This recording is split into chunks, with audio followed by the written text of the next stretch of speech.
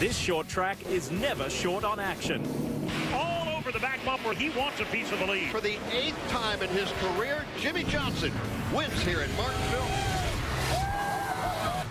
Hamlin's back, but can he find the magic he had in the Sprint Unlimited? Any questions? We go behind the scenes with one of NASCAR's future stars. I'd go out there and just keep winning, and eventually they'd either just get so mad they set up or, finally accept the fact that I'm, good. NASCAR America is next.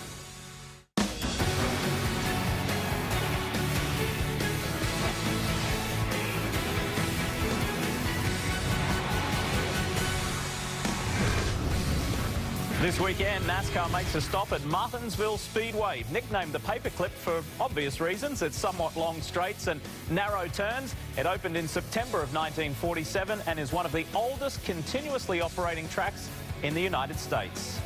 Hi folks, Lee Diffie with you here for NASCAR America, where today we'll put Darrell Wallace Jr. back in the spotlight as he tries to win again at Martinsville. We'll also head to Level Cross, North Carolina, as we celebrate the life of the First Lady of NASCAR. But first up, Denny Hamlin. And what a week it's been for the Joe Gibbs racing driver. Most importantly, he has been cleared to race this weekend in Martinsville. But for those of you who may not have seen the story last week in California about Denny, let's walk you through it. First, he visited the Infield Care Centre in Fontana on Saturday about an irritation in his eye. On Sunday, his condition worsened and he was ruled out of the race by NASCAR based on doctors' evaluation that his vision was impacted. He was replaced by Sam Hornish Jr. That same day, a metal piece was removed from his eye at a nearby hospital. Now, after flying home to Charlotte, North Carolina, Hamlin visited his doctor twice before being cleared on Wednesday. Something to keep in mind, due to the medical exemption he received from NASCAR, Hamlin's chase hopes are still very much alive. And with more on the Hamlin story, let's head to Huntersville, North Carolina, where we find NASCAR America's Marty Snyder at the JGR shop. Marty? Well, Lee, it's been a busy but a good week here at Joe Gibbs Racing. Denny Hamlin back in the car for Martinsville, cleared yesterday with J.D. Gibbs, and you've talked to Denny all week long. First of all, how is his health this week after being pulled from the car last week in California? He's in great shape, and so we look forward that he's back for Martinsville. He does a great job at Martinsville, so I'm so glad he's got cleared. Very good. Let's talk about what happened at California and the timeline a little bit. There's a lot of fans who seem to be skeptical about what happened and question whether it really went down the way it went down. You were there. What all happened, and what would you say to those fans? Well, I was there with the doctors and with Mike Helton and with Denny, and obviously when he was there, he was in pain, and his eye didn't look good. He couldn't really see out of it, and there was a piece of metal in the eye. They pulled it out. He feels much better now. I think he'd be good to go in the future. Well, and once the metal was pulled, he was almost immediately fine, or what happened? I wouldn't say immediately, but it took a little while, but he was good to go. Well, very good, and we're certainly glad. As you mentioned, he's back in the car. It's good for you this weekend at Martinsville. Let's talk about the performance of the team overall. Big win in Toyota's backyard in California for Kyle Busch last weekend. Do you feel like the JGR setups are getting a little bit better as the year progresses, and they're becoming more of a winning, contending team? It's one of those things, you're always working on that, and things change every year. But I think we have a great team here. The crew chiefs and the staff we have, they just do a good job. They work over and above what they should put into the team. So I think we'll figure it out at some point. And I think they've got it figured out right now. And J.D. mentions Denny's success. A lot of people forget, Lee, that it was Matt Kenseth, the guy who led all the laps at Martinsville last fall, wound up finishing second in that race. Marty, thank you, and we will be taking a closer look at the drivers to watch at Martinsville this weekend. But for now, we welcome in Wally Dallin back from our Charlotte, North Carolina studios. And Wally, good to have you on the show again. What do you make of the Hamlin story? I mean, it's quite simple on one hand, but it's quite extraordinary on the other. Have you ever seen anything like that in your career? No, not really, but you're right, it is simple. And NASCAR just follows their protocol. They did what they usually do on a situation like this. And I don't think anybody really has to be concerned with Denny. He's going to win a race, I think, to put himself in the chase. He's still eligible for that. So I think that's in the past. It's time to move on. He's going to run really well this weekend. All right, drivers to watch on the eve of the Martinsville weekend. We're going to keep talking about Denny Hamlin. Hamlin, Martinsville, the two go together pretty nicely, don't they? Is he in your zone? Absolutely. He's got a great record there. He runs well there. He's got thousands and thousands of laps in a late model before he ever even stepped in a Cup car at Martinsville. So he's got the place figured out, and hey, that's the key. How about rookie Kyle Larson? The way that he chased Kyle Busch down last weekend to the checkered flag was awesome. He's saying, all right, I'm a rookie. Don't treat me like a rookie because I'm not racing like one.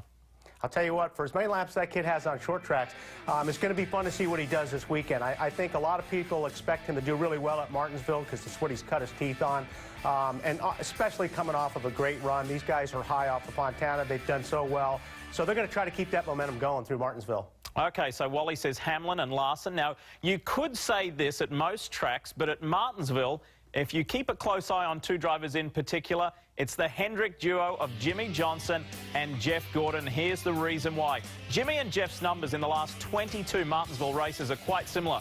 Both drivers have 17 top 5s and 20 top 10s. Johnson does hold the edge over Jeff, though, in that period of time with 8 wins to 5. So, let's start with Jeff Gordon. What do you think about Jeff at Martinsville? Jeff, obviously, again, has a great record there, and this team has something figured out because their drivers always do well there. He won there last year. I think that two of these guys can open up a grandfather clock store.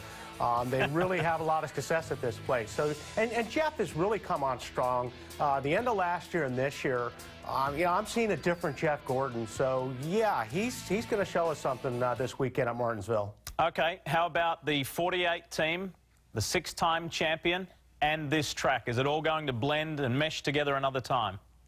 No, I think it's going to mesh this weekend. You know, one thing about Jimmy Johnson and Chad Canals, it seems like when always they get robbed like they did at Fontana, they come back the next weekend and make a statement. So the 48 team is going to be my pick for this weekend. I think these guys, I think they're going to be really hard to beat on Sunday. All right, let's break down this Martinsville track, Wally, because it is very challenging. So you've got these somewhat long straightaways for a short track, and then you've got the extremely tight corners. We're going to talk about that in just a moment. We're going to talk about this elongated U-shaped pit road, and of course the restarts are always a feature point. But let's talk about the track itself, the straights and the corners. Is that a nice blend? Yeah, it is. I mean, you know, we talk about rolling through the center of these corners on the short tracks, and Martinsville is no different. As you can see the 18 working on the 48, you want to be able to get through that center of the corner so you can drive straight off the corner and get a good run on somebody. If you can get on the inside of them going into the corner, it's very, very hard for that outside lane for somebody to be able to, you know, to fight you for that spot. So the prime real estate's the bottom. All right, how about this U-shaped pit road? Is it a highlight or a headache? It's a headache. Let me tell you something. This is one of the toughest pit roads because it is so tight and cramped. You know, when you watch the 42, especially if you come in early like he did, he had a good running position. There's cars still coming in the pit trying to find their pit lane. He almost gets clobbered by the 40. This is one of those places where you've got to be on your toes all the time. Getting in and out of your pit stall is going to be, it's always going to be an issue at Martinsville. And the restarts are always a spectacle anywhere, but particularly at Martinsville. Wally, thanks. Stick around. We're going to talk to you later in the show. When NASCAR America returns, we'll head to the town in North Carolina the Petty family made famous. Plus, the trucks are back on track this weekend, and so too is Bubba Wallace. As a little boy, Daryl was very mischievous, always into something.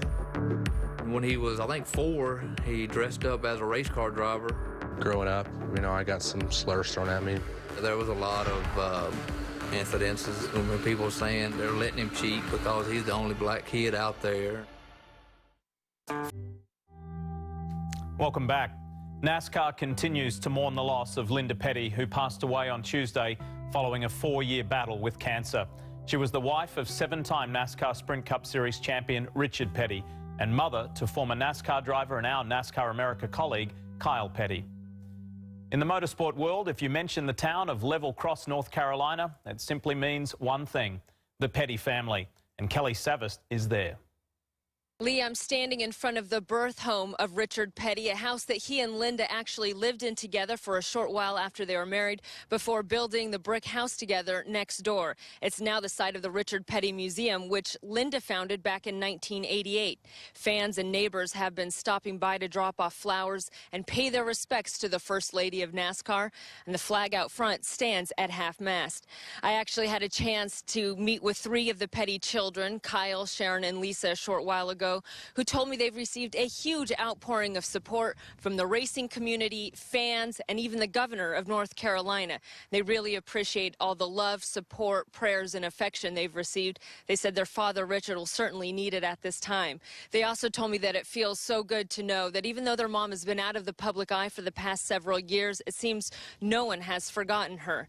A private memorial service will be held for Lynda tomorrow in Randleman, North Carolina. Friends and the entire family is expected to attend, including nephew Trent Owens, who's a crew chief for Eric Almirola in the 43 car.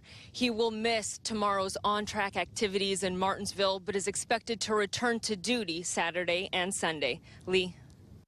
Kelly, thank you. Time for Wally Dallenbach to join us once again. And Wally, not only are you a long-time friend and colleague of Kyle Petty's, but you're also the first guy to drive the 43 car after the King had retired. There is no doubt that the passing of Lynda Petty is being felt right throughout the sport. Yeah, you're right, Lee. And you know, when I drove for the Pettys, they were still in Randleman, so I spent a lot of time in Randleman with that family. And you know, you say family; they are a very tight-knit family, which I can relate to. Lynda had a lot of influence what was going on down there at that race shop, and she was loved and respected by everyone. She was a lot like my mom. We got along great when I was driving for the Pettys, and she was around a lot.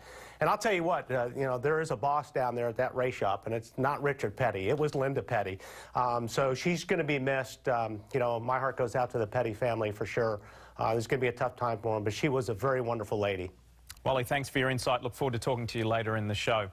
The NASCAR community will never be the same without Lynda Petty. Her smile, infectious laughter, and the love she held for her family and the sport of stock car racing will forever be missed. Long-time NASCAR broadcaster Ken Squire celebrates the life of Lynda Petty. She was the cheerleader. He was the football player.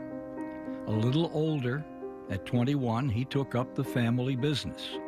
She was 17. They ran off and got married. Lynda Owens Petty, for over a half-century, has been not only the cheerleader, but a cornerstone of one of the great racing dynasties of our time, the Pettys of Level Cross, North Carolina. Early on, she learned the realities of life in a racing family. There were good days, great days, and there were darker times. She was there, in person or spirit, every lap of the way. She learned the business side, the people side, knew every employee and always wanted to know about their parents. She learned the importance of words, the right words to lift a husband and a hero's heart, or just to get his attention. He always told her he would race until it was no longer fun. Then Daytona, 1988. Lynda saw Richard's car disintegrating. She was certain he was dead or dying. Rushing tearfully to the infield care center, she learned he not only survived, but was conscious. In she walked, stared down at the gurney where her husband lay, and said in her best motherly voice, "Well, are we still having fun?" Lynda Petty was a born teacher. Her classroom, well, across the nation, whatever racetrack infield, they unloaded the race car. Those 4 Petty children will tell you they never hit a racetrack where Lynda hadn't searched out a museum, a historical site, or whatever she believed fit her personal teaching itinerary. For nearly 20 years, Lynda was a fixture on the Randolph County School Board. She listened, learned, became a missionary for children that many considered hard to reach, at risk they call it. Lynda Petty believed a high school diploma was a critical thing. After getting married to Richard, she went back and finished high school. She loved Richard, but that diploma was a personal thing, and she cherished it. She experienced the hardest lessons the sport provides. Her own younger brother, Randy Owens, died on pit road in a tragedy at Talladega. Later, it was her grandson, Adam, Kyle's son. From such things came a focus that, as time passed, was not about what had happened, but how we best go on. Lynda Petty. Did she make a difference? Indeed she did, and stands as a lesson to us all.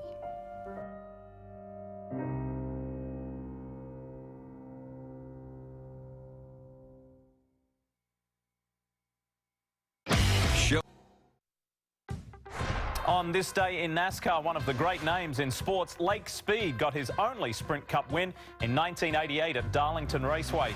And in 2011, Kevin Harvick passed Jimmy Johnson on the final lap and scored the win at Auto Club Speedway.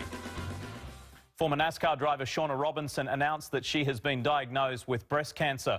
Robinson made 72 starts across NASCAR's top 3 touring series, and in 1994, she became the first woman to win a pole position in the nationwide series. And Shauna made this news public yesterday via her Facebook page. And Shauna, on behalf of everybody in the motorsports family, we're sending some strong positive thoughts your way.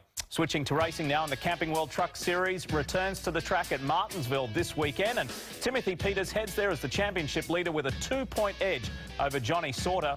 One name not seen, though, is Darrell Wallace Jr. He was involved in that 16-truck incident at Daytona and is 22nd in the points. And speaking more about Bubba Wallace, he's been in the racing spotlight nearly his entire life. Growing up in a sport that's predominantly white, Darrell has made a name for himself not just because he's in the minority, because he has immense talent.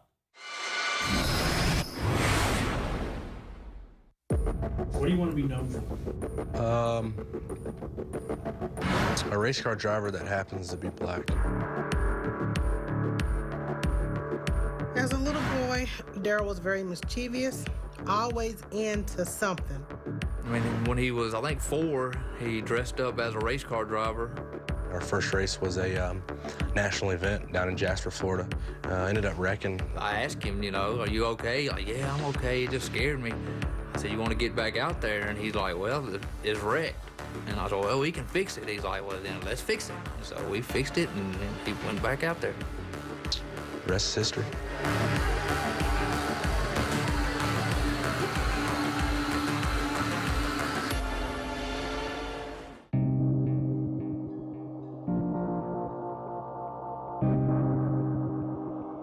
Growing up, you know, I got some slurs thrown at me, but I was too young to understand it. Yeah, there was a lot of incidences, name calling, when people were saying they're letting him cheat because he's the only black kid out there. People showed him a lot of the number ones. The N-word was used. You know, he asked us one time, you know, what the N-word means. And we just had to sit down and talk to him and tell him what it was. We've just taught him over the years that, you know, let your haters be your motivators. I'd go out there and just keep winning, and eventually they'd either just get so mad they set up, or, you know, finally accept the fact that I'm, you know, good. Darrell Wallace Jr. picks up his 3rd win of the 2011 season. Martinsville is definitely the top moment of my career so far. Going into that weekend, I knew we were going to win. We qualified 3rd and immediately got the lead quickly. You know, everybody was like, are you going to be able to beat Denny? And I always said, Denny who? They've lost a lot of ground to Darrell Wallace Jr. I still had that attitude in the race. Then we had to battle Ty Dillon and finally got around it. Look at Wallace go. Was able to clear Dillon in a hurry and get the lead. I was sitting in the stands, and it wasn't until coming to the checker flag that I knew that we had it. His dad's in there giving him a big hug. Bubba crying on the radio. He's so happy, it's unbelievable. He was pumped. You know, I definitely had tears of joy. You came up, you graduated through the Drive to Diversity program. Have to acknowledge what this means historically for NASCAR, the first African-American driver to win in nearly 50 years. What does this mean to you, to know you're a part of that? You know, after Martinsville, it became a black driver. It bothers Bubba that they put so much emphasis on a black driver winning.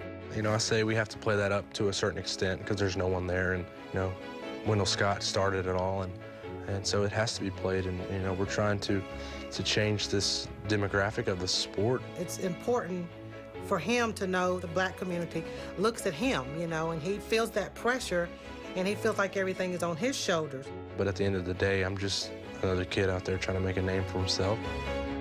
Darryl Jr. is really laid-back kind of kid, and he would much rather be behind the scenes. Photography is something I picked up on a couple years ago, and you just really want to recreate the pictures you see of the professional photographers at the racetrack or any other athletic sport. Got it all. Photography is Darryl Jr.'s second love to racing, and he's good at it. You want to switch it up from what the naked eye can see. You might look like a fool when you're laying on the ground with your iPhone and taking a picture of your race car, but when you post it online, you get, man, that's a cool shot. That's really neat. Thanks for sharing. So, you know, you got to switch it up and be different. Who knew about the photography, huh? The multi-talented Darryl Wallace Jr. Time to go back to our Charlotte studios, and Wally Dallenbach, this young man, he's only 20. He's got a full season of Camping World trucks under his belt now, including the win at Martinsville last year. What excites you about this young guy? Well, you know, he got a great opportunity through the diversity program, but what's more important is that he capitalized on that. All a driver wants, especially, he wants to be known as a good race car driver, and that's what everybody looks at him right now. You know, he won at Martinsville, which took a lot of pressure off this young driver, but it also put the pressure on him, too, because now they expect him to do that every weekend. But he's a good race car driver, and I think that's what he wants most. And, you know, he's with a great team, and he's got a great future ahead of him. And nothing like going back to a track where you've won at before. Hey, Wally, great to have you on the show today. We'll see you again soon. Thanks. Well, we're not done with NASCAR America just yet, and neither is Jimmy Johnson with Martinsville. The 6-time series champ wants more victory lane action at the paperclip. Right now, Jimmy Johnson's waving bye-bye. The Martinsville Master is ready to score again. Jimmy Johnson off 4 for the final time. Nice work, boys. For the 8th time in his career, Jimmy Johnson wins here at Martinsville. At 5:30 right here on PFT. Live practice for the Malaysian Formula One Grand Prix tonight here on NBCSN at 2 a.m. Eastern. A bonus F1 Extra tomorrow afternoon at 5 p.m. Eastern. And then, of course, race action 3:30 a.m. on Sunday morning. From everybody here at NASCAR America on NBCSN, thanks for joining us. Be sure to join us on Monday for all the latest from the weekend at Martinsville. As we say bye for the week, we say one final farewell to Lynda Petty.